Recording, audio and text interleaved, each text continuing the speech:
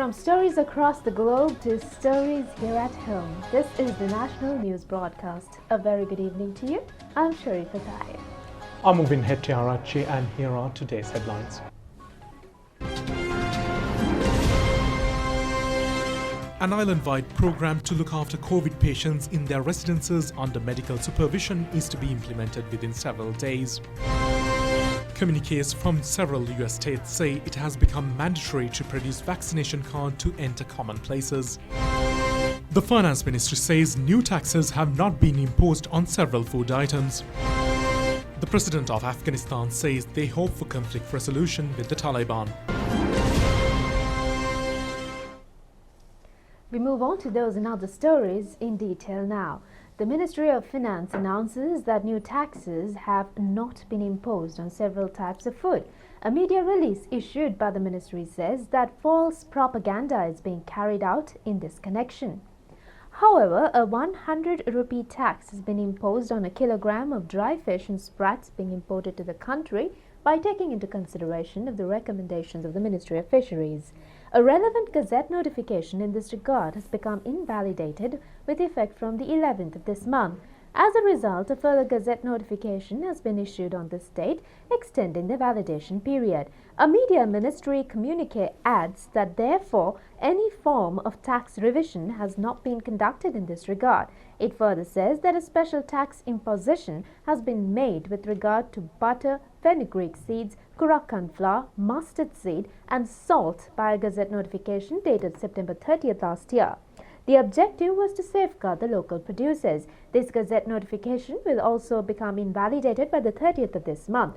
This Gazette notification had also imposed a 40 rupee tax on a kilogram of imported salt used on all purposes and a 10 rupee tax on specialized varieties of salt used in the production of medicines. The ministry further says that the validity of the Gazette notification issued on the 16th of December last year is also scheduled to be ended on the 30th of September. It adds that the orders outlined through these Gazette notifications are to be carried forward without any amendment. The Minister of Agriculture in the Western Province has introduced a special type of organic liquid fertilizer named Mihilak. The release of the new fertilizer took place yesterday. The Provincial Governor, Roshan Gunathilaka, presided over the unveiling ceremony at the premises of the Governor's office. The new product has been recommended for paddy and other crops. Several farmers who are engaged in a model farming using Mihilak liquid organic fertilizer have expressed their opinions of its success. 35 organic fertilizer production centers have commenced operations in the North Central Province under an organic fertilizer program which is implemented by the Land Reforms Commission. The aim is to fulfill an organic fertilizer requirement target of 100,000 metric tons in the province. Minister S.M. Chandrasena engaged in the inspection of the centers. In the meantime, the second Kumbal Parahara of the Kandy Asala festival is presently parading the streets. The Tusker elephant carrying the casket containing the sacred relics has left the Vahal Kanda of the Sri Dalada Maligava and set foot on the Sandagala at the auspicious time of 7:15 this evening. As a result of the prevailing COVID pandemic, the Parahara is being conducted without the participation of the people and according to strict health guidelines. Indiraja Tusker of the Sri Dalada Maligava is carrying the sacred casket at the second day of the Kumbal Parahara today. The Tusker is being escorted by the elephants Burumaraja of the Sri Dalada Maligava and Kandula of the Kalani Raja Mahaviharaya. It is for the first time that the Kandula is accompanying a casket-bearing Tusker. The Parahara is moving along DSN Anayaka Street via Queen Street and scheduled to return to the Maligava.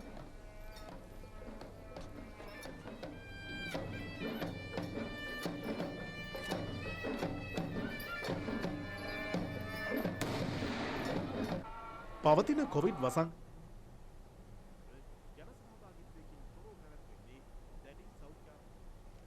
The Feast of the Mother Church Mana will be conducted tomorrow, adhering to health guidelines. The ceremony, which is scheduled to commence at 6:10 in the AM tomorrow, will be telecasted live on channels I and Netra as per arrangements made by ChannelEye Rupavahini Corporation. Only residents around Mannar are permitted to participate in the festival. Bishop of Mannar, Reverend Emmanuel Fernando, and Bishop of Chilab, Valence Mendes, will preside over the ceremony.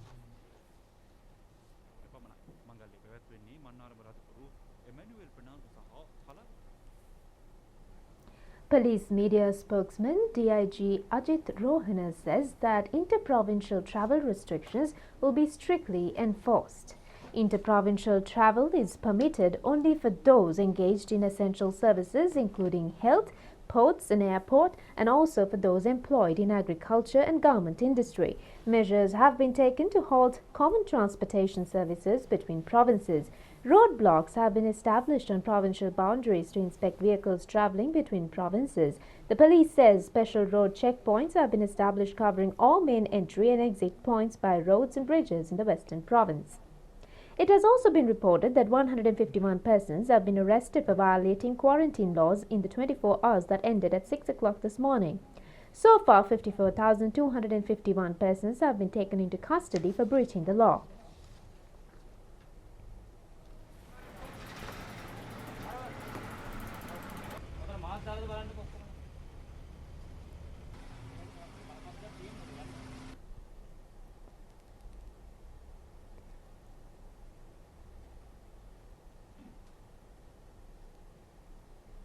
Up to now, 16,065,225 doses of vaccines have been administered on the general public under the COVID immunization program.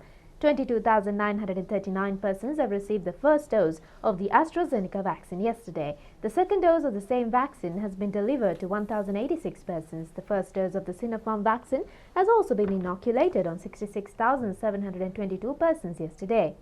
276,476 persons have been given the second dose of the vaccine. The first dose of the Pfizer vaccine has also been provided to 164 persons yesterday. The number of those received the second dose of the vaccine was 6,274. 2,430,924 doses of vaccine have been inoculated on people in Sri Lanka in the past 7 days. 373,661 doses have been vaccinated yesterday alone.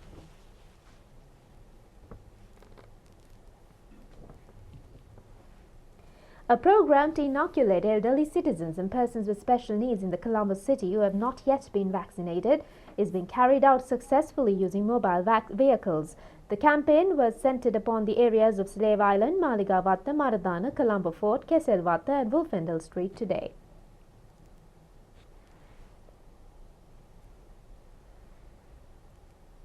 Measures are underway to implement the island-wide program to look after COVID patients in their homes themselves under medical supervision. The program was initially commenced centering on the Western Province. As the hospital capacities have exceeded with the daily increasing numbers of COVID-19 patients, the program got underway centering on the Ratnapura district today. It is to be conducted on an island-wide basis. The program will be carried out under the supervision of 1,000 physicians under the instructions of Minister Pavitra Vanyarachi. Training has been given to 426 doctors who are anticipating internship appointments. Patients above the age of 2 years and below the age of 65 years without complications and those who are at low risk and not showing symptoms are to be treated under the supervision of the physicians at their homes. Patients with high risk will be hospitalized. According to the guidelines and criteria provided by the medical officers of health in the respective areas, the in-house patients are able to contact the main center via the telephone number 1990. This line remains open 24 hours of the day.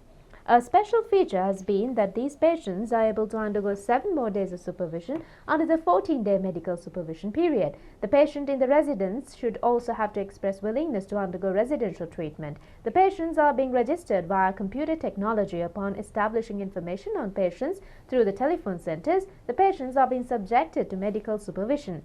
Accordingly, the necessary instructions will be provided. They will be directed to additional treatment instantly in the event of an emergency. The necessary programs in this regard will be prepared by the regional directors of the health services.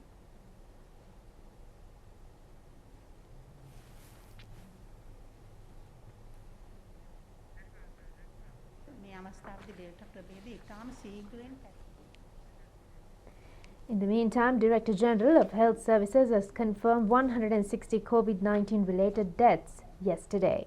According to a communique issued by the Department of Government Information, among the fatalities, there was one person below the age of 30 years and 35 persons between the ages of 30 and 59 years. The remaining 124 victims were above the age of 60.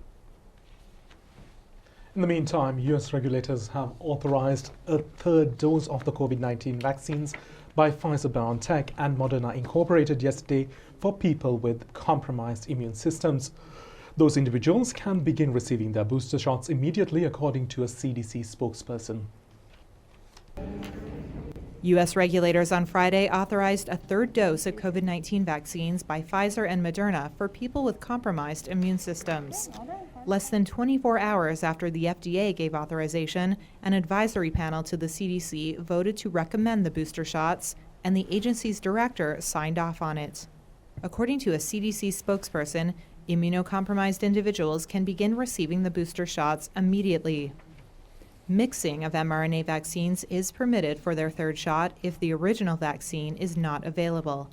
And according to CDC officials, patients will not need a prescription or the sign-off of a healthcare provider in order to prove they are immunocompromised and receive the additional dose. CDC Director Rochelle Walensky on Thursday told reporters the vulnerable group makes up less than 3% of U.S. adults. Emerging data show that certain people who are immune compromised, such as people who have had organ transplant and some cancer patients, may not have had an adequate immune response to just 2 doses of the COVID vaccine. To be clear, this is a very small population. We estimate it to be less than 3% of adults. The FDA's decision does not apply to people who received the 1-dose Johnson & Johnson vaccine, the CDC said, because there's not enough data to support additional doses yet. The FDA's acting commissioner said others who are fully vaccinated do not need an additional dose right now. Scientists are still divided over the broad use of COVID boosters among those without underlying problems. They say the benefits of the boosters remain unclear. But reports of infections among fully vaccinated people and concerns about diminishing protection have spurred some wealthy nations to distribute booster shots, even as many countries struggle to access a first dose. The Ministry of Sports has entered into agreements with the associations dealing with rowing and squash for the progress of the 2 sports activities. Minister Namal Rajapaksa has presided over a ceremony held in connection with the presentation of the financial aid to the 2 sports bodies at the National Sports Council Auditorium yesterday.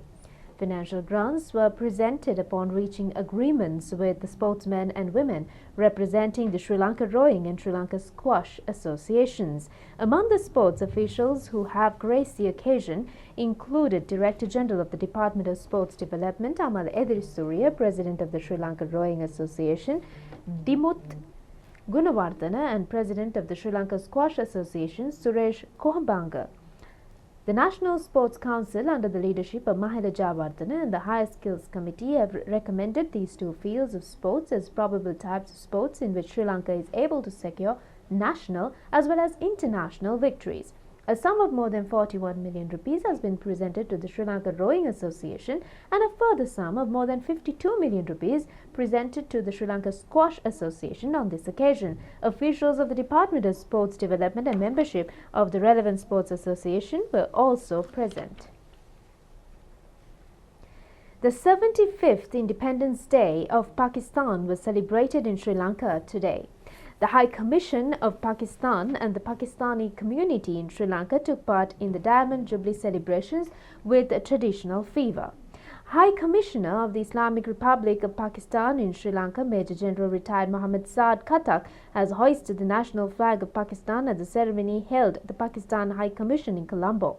Second Secretary Political of the Embassy Ayesha Abu Bakr Fahad has read out the message of the President of the Pakistan, Dr. Arif Alvi.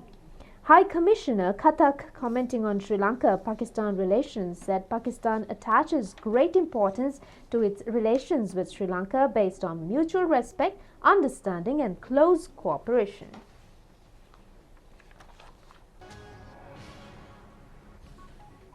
That's it.